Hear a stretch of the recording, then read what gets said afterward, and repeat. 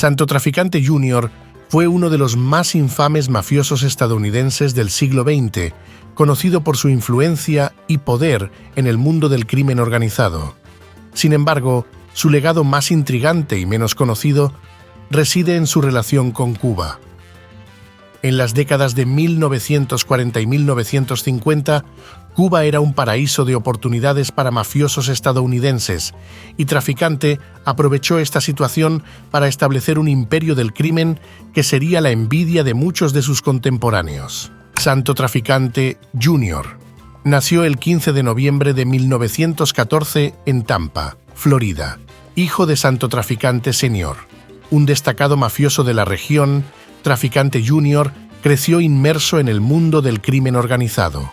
Desde joven, su vida estuvo marcada por las actividades ilegales y rápidamente demostró tener el talento y la astucia necesarios para ascender en las filas de la mafia.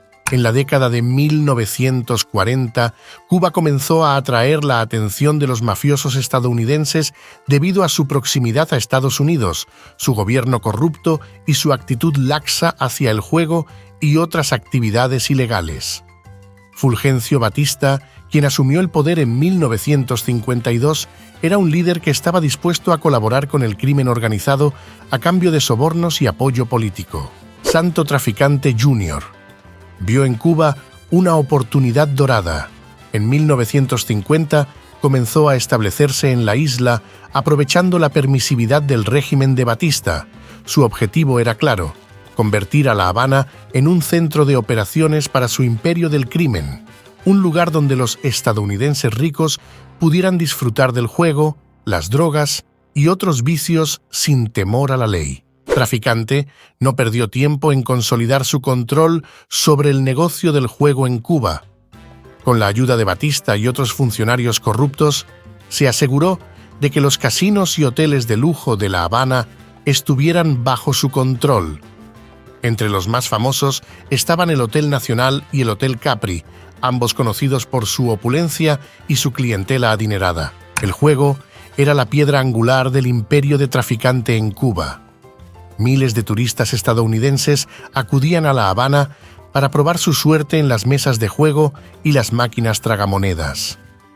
El flujo constante de dinero que esto generaba enriquecía tanto a Traficante como a sus socios cubanos. Además del juego, Traficante también estuvo profundamente involucrado en el tráfico de drogas. Utilizó Cuba como un punto de tránsito clave para el envío de narcóticos a Estados Unidos. La ubicación estratégica de la isla, combinada con la corrupción del gobierno, hacía que fuera relativamente fácil para Traficante y sus asociados mover grandes cantidades de drogas sin ser detectados.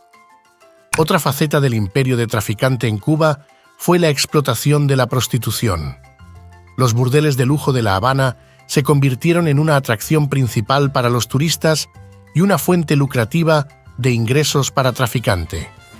Estos establecimientos eran conocidos por su discreción y su capacidad para satisfacer cualquier deseo de sus clientes sin importar cuán ilícito o exótico fuera.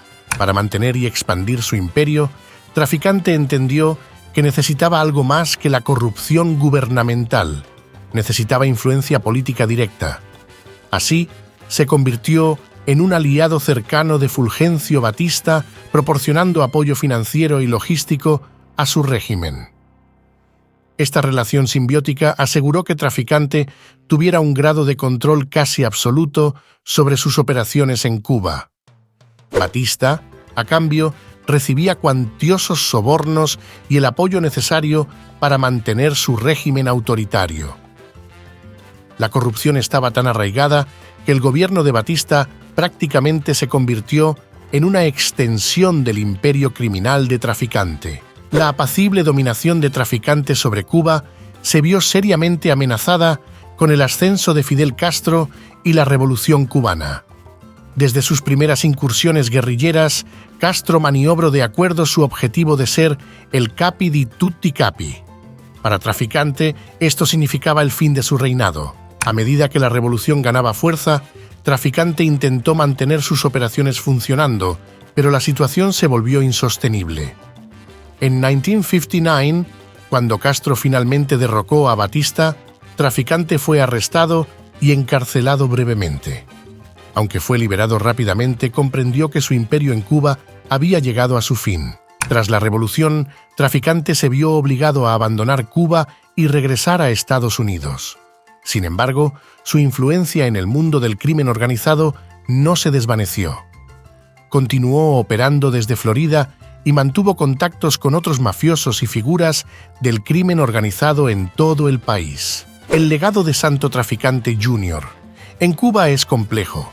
Por un lado, representa una época de opulencia y decadencia donde la corrupción y el crimen organizado dominaron la isla.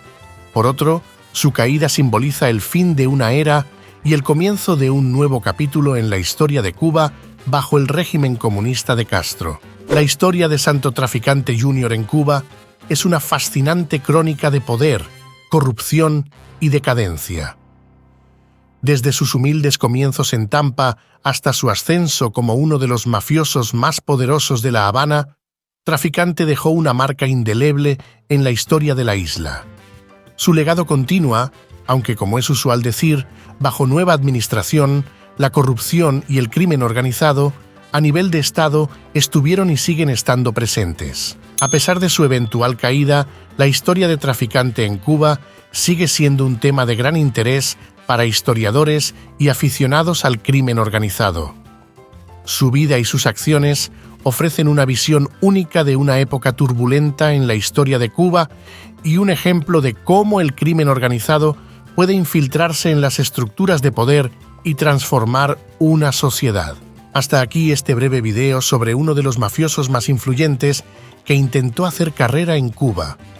Si este video te ha parecido interesante, regálanos un me gusta y suscríbete si aún no lo has hecho. Hasta el próximo. Chao.